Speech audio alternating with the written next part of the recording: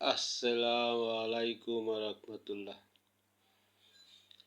জনতার খবর চ্যানেল হতে কিছু কথা বলার জন্য একটি ভিডিও বানার জন্য বসিলাম। কথাটা হলো ভারত উগ্রপন্থীদেরকে নিয়ে। ভারতের যে উগ্র হিন্দুরা এখন হারে হারে টের পাইতাছে যেই পাকিস্তান ভারতের সাথে টি-20 ম্যাচ বয়কট করার মাধ্যমে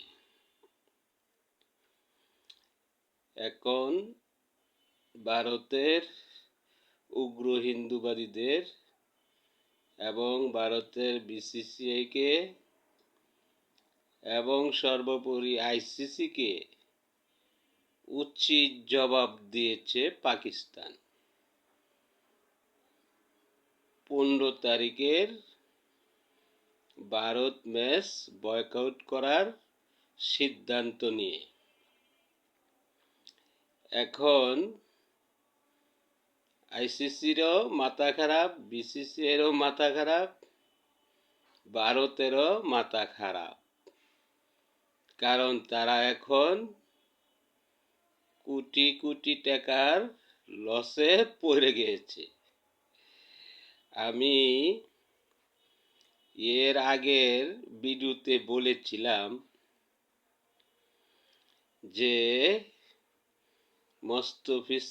মোস্তফিজ রহমানকে উগ্র হিন্দুদের আন্দোলনের মুখে ভারত নিরাপত্তা না দেওয়া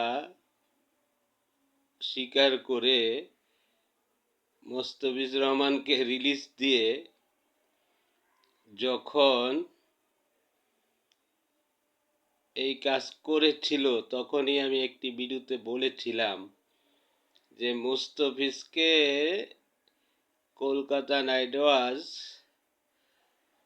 9,20,00,000 রুপি দিয়ে কিনেছে বিদায় উগ্র হিন্দুরা জ্বালায় পড়ে গেছে যে বাংলাদেশের একটি প্লেয়ার ভারতের থেকে 9,20,00,000 রুপি নিয়ে যাবে। এই কারণে তারা জইলা পইরা উঠছে। 9 কোটি রুপি তাদের কাছে বিশাল কিছু হয়ে গেছে, পুরা দেশে আন্দোলন লেগে গেছে। তখনই আমি বলেছিলাম যে 9,20,00,000 রুপি তোমরা সামলাইতে পারো না, জ্বলতাছ, কিন্তু বিশ্বকাপ যদি বাংলাদেশ এবং বাংলাদেশের সাথে আরো কেউ খেলতে না যায় তাইলে তোমাদের 1,000 কোটি টাকা লস গুনতে হবে। এখন কি করবে ভারত? এখন তো কান্দাকাটি শুরু হয়ে গিয়েছে। কেন পাকিস্তান বয়কট করলো? কেন বাংলাদেশ খেলতে আসে না? কেন বাংলাদেশ বয়কট করলো? কান্দাকাটি শুরু হয়ে গিয়েছে। আরে বাবা, তোমরা তো খাও গোমূত্র, তো গোমূত্র খাইলে তোমাদের মাথায় থাকবেটা কি? তোমরা কি ভাবছো যে এখন বাংলাদেশে এই ফ্যাসিস্ট সরকার আছে, ভারতের আধিপত্য আছে?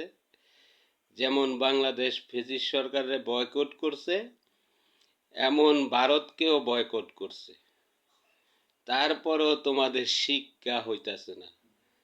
তোমরা আছো তোমাদের উগো এক গোরামি নিয়ে। আমি বারবার বলেছি বিভিন্ন ভিডিওতে যে প্রতিবেশী দেশের সাথে সঠিক আন্তরিক নিয়ে চলতে হবে এবং এই ইগো কইরা চলা যাবে না, জোর দেখায়া চলা যাবে না। সব যার যতটুকু মর্যাদা সেটা দিয়ে চলতে হবে, তাইলেই সকল কিছু শান্তি মতন চলে। তোমরা বড় দেশ বিদায় মনে করো যা খুশি তাই করবে। আইসিসি তোমাদের পেটের ভিতরে রাখছো, মনে করছো আইসিসি যা সিদ্ধান্ত দিবে তাই সবাই মানবে। এখন তো বাংলাদেশ দেখাইয়া দিয়েছে যে না, আমরা যেহেতু ভারতে নিরাপত্তা নাই, তাই ভারতে যেয়ে আমাদের প্লেয়ারকে অনিরাপত্তার ভিতরে ফেলাইতে পারি না। আমাদের খেলা খেলতে চাই, কিন্তু ভারতের মাটিতে না, অন্য কোথায়, অথবা শ্রীলঙ্কায়। তোমরা সেটাতেও রাজি হইলে না। খেললে ভারতে এসে খেলতে হবে, নয়তোবা বাংলাদেশকে বাইরে রেখে তোমরা অন্য একটি পাড়ার দল নিয়ে খেলবে। ভালো কথা, খেলো। এখন পাকিস্তান যখন ঘোষণা দিয়েছে যে ভারতের সাথে ম্যাচ বয়কট, এখন তোমাদের আরো মাথা খারাপ হয়ে গেছে। কারণ এক তো বাংলাদেশ খেলবে না, বাংলাদেশের জন্য তোমাদের অনেক রেভিনিউ লস হবে। বাংলাদেশের কি আর লস হবে, কিন্তু এখন পাকিস্তান বয়কট করার পরে তোমাদের আরো মিনিমাম এক খেলায় 500 কোটি টাকা তোমাদের রেভিনিউ হইতো। সে এই টাকা এখন পানিতে যাবে। তোমরা এমনি পয়েন্ট নিয়ে যাও, কিন্তু রুপি আর পাইবে না। রুপি রুপি রুপি রুপি আর পাইবে না, রুপি আর পাইবে না। 9 কোটি রুপির জ্বালা সহ্য করতে পারো নাই, এখন যে 900 কোটি রুপি হারায়া যাচ্ছে, সেটা কিভাবে সামলাইবা দাদা বাবুরা? ও দাদা বাবুরা, এখন কেন পুকালে কপালে থাকবাও? তোমরা বড় বড় কথা বলো, হ্যাঁ? এখন কি হবে রে কাল্লু? এখন কি হবে তোমাদের? হ্যাঁ, বাংলাদেশ এবং পাকিস্তান মুসলমান দেশ, তারা রুপির চিন্তা করে না, তারা চিন্তা করে মান সম্মান বোধের চিন্তা করে। রুপি যাবে, রুপি আসবে, রুপি যাবে, রুপি আসবে, কিন্তু মান সম্মান গেলে আসবে না। আর তোমরা গোমূত্র খেয়ে খালি আছো রুপি কোথায়, রুপি কোথায়, রুপি কোথায়। মানে মান সম্মান বলতে যে একটা বোধ আছে সেটা নাই। আর তোমাদের নাই বেরা তোমরা মনে করছো অন্য কারো নাই। এটা কি হয়? এটা হয়? তোমার মান সম্মান তোমার কাছে, আমাদের মান সম্মান হলো আমাদের কাছে। এটাই বাস্তব। যার যার মান সম্মান তার কাছে। কেউ মান সম্মান বিসর্জন দিয়ে রুপির দিকে দৌড়ায়, আবার কেউ রুপি ফালাইয়া দিয়ে মান সম্মানের দিকে দৌড়ায়। তো এখন এই হয়েছে বাংলাদেশ পাকিস্তানের অবস্থা। আর মাধ্যে পড়ে হেরে গেলা তোমরা এই উগ্রপন্থীদের চক্রান্তে। বা কিছু কিছু উগ্রপন্থী যে আছে তোমাদের হিন্দু উগ্রপন্থী, তাদের চক্রান্তে তোমরা হেরে গেলা।